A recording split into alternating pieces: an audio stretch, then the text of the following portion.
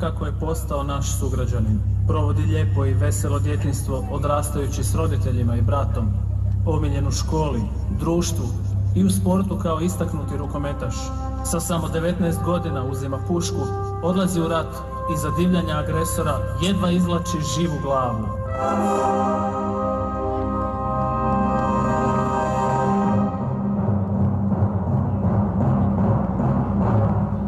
No prije 4 godine ponovno se vraća sportu, uzima kuglu u ruke i baca sve dalje i dalje.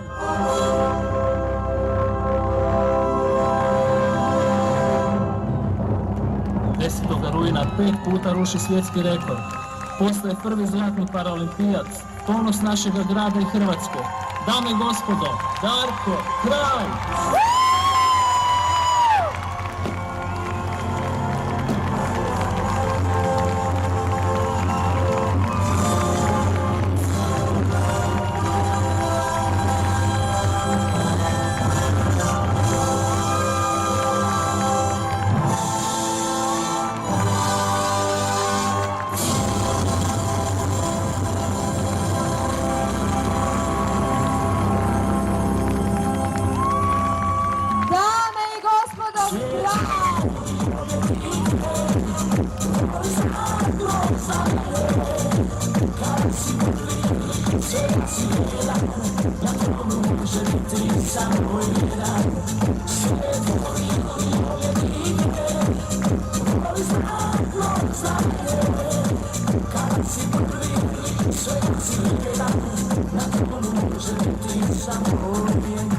Prvi hrvatski zlatni paraolimpijac Darko Kralj. Čestitam, Darko. Hvala.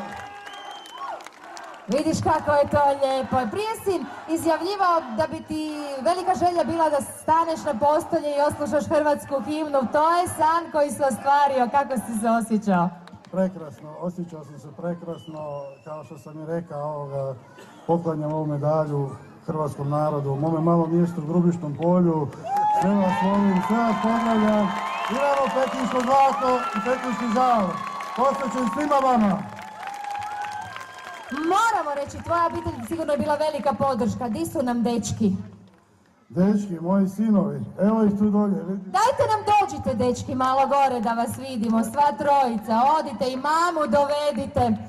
Kažu da iza svakog velikog čovjeka stoji velika i dobra obitelj. Evo to je ta. A i budući sportaši su možda, jel treniraju? Pa još malo pa ću početi, dok porastu malo. Evo 3 ponosna tatina dečka su s nama, je veliki pljesak iza njih i naravno za suprugu koja je Darka pratila. Mislim, Darko, da ovakvi uspjesi kad se čovjek... Dođite, gospođo Kralj. Kad se čovjek zapravo uzdigne iz nemogućeg i ostvari nemoguće su itekako dobra poruka za sve ove naše mališane koji stasaju i rastu. Pa da, to je poruka ovoga da se nikad ne smije stati, kad je najteže mora se ići, radi dalje. Uz program trenera Ivančića Borisa koji mi je puno pomagao, ortopedske tehnike Otos, do Marija Masera koji se znojio, bio masan do lakata, svih njih, svih nas, evo imamo ga, tu je. On si je već bezacirao zlato, vidjela sam, njemu je zlato već se smiješi jednom u budućnosti, što dalje?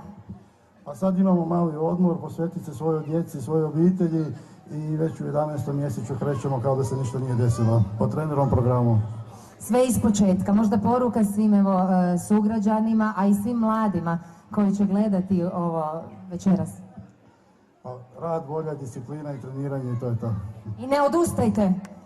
Možda da pitamo samo kako je tebi bilo kad je tata, ha Marko, kad je tata osvojio zlata? Dobro. I šta si rekao? Plakao sam. I od sreće, i ja sam plakala, Boga, od sreće.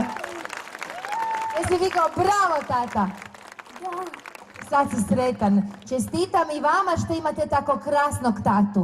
Morate ga čuvati i paziti isto tako biti dobri i veliki ljudi kao vaš tata, jel da? Dame i gospodo, još jednom vas molim, veliki pljesak za cijeli tim i za našeg Darka Kralja, koji je Grubišno polje upisao u zlatnu kartu olimpijskog sporta.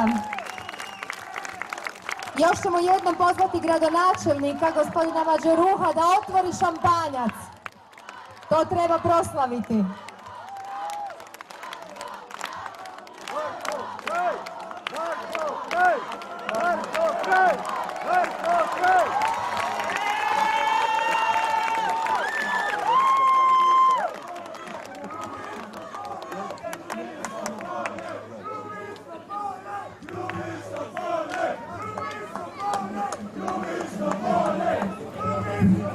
Evo jedan veliki šampanjac.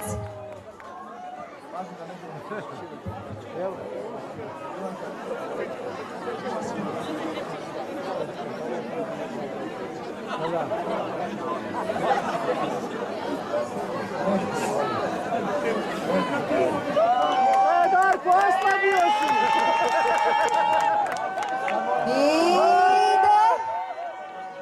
Ide. Još malo.